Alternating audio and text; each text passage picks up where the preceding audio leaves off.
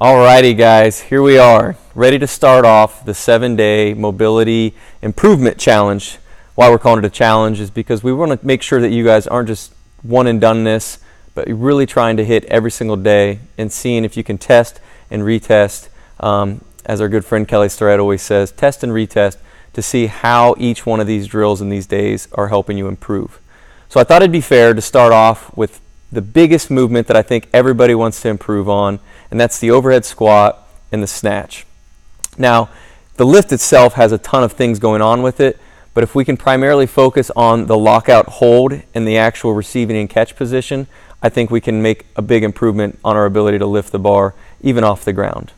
So two things that we're going to need for day one is a barbell set at probably a little lower than your normal back squat height and just a simple PVC. So the first drill, what we are going to do is target the forearms. So what I'm going to use is a barbell in the J-cup, and I'm going to be mashing out my forearm. So I can use this high raised portion of the bar and dig in. I can even use the regular barbell sleeve. It's not as intense, but I can still get some good mobility work and some mashing and massage work done to loosen up my forearm.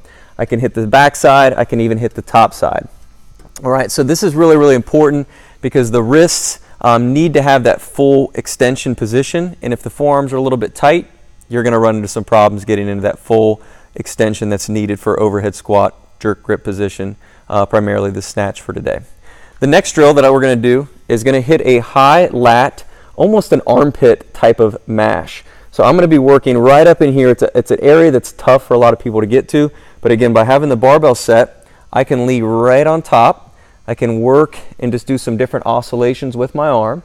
I can lean back, hitting that rear delt. I can lean a little bit more forward, and it gets up in the armpit. I can even lean over a little bit more to hit my lat. I can even grab the rack as I'm doing this to help set my shoulder in position as I'm doing some different stretching. So once I've went through some wrist smashing and some lat and armpit mashing, I'm going to do some light lat stretching. For this, all I need to do is take a step back. I'm going to keep my hand planted on the bar, and I'm going to lean back using the rig just to push against and just lightly start to stretch out my lats. So for me, I can kind of twist away from it. I can bring my head down through, but ideally, I just want to spend some time here, maybe a minute to 2 minutes, just in a light lat stretch, helping improve that ability so I'm not all bound up. Once I've moved through my forearm and my lat mash and a light lat stretch, the final drill that we're going to go into is what's called the Atlas hold. For this, I'm going to need the PVC. Now, most people are going to grab the PVC and go up overhead and do rollovers, which is great, but what we usually don't do is an inverted grip or a supinated grip with my hand, and now I'm going to take it up overhead.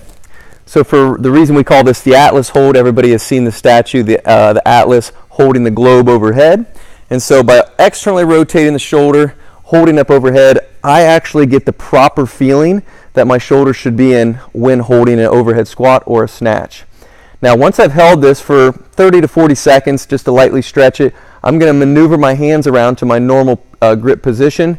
That way I can have that trade-off of the proper lockout support hold for when receiving the snatch or when receiving the overhead squat. Guys, I'm going to do this every time I get ready to snatch or overhead squat. Take 10 to 15 minutes. Make sure that you are well prepped and well primed before you pick that barbell up off the ground.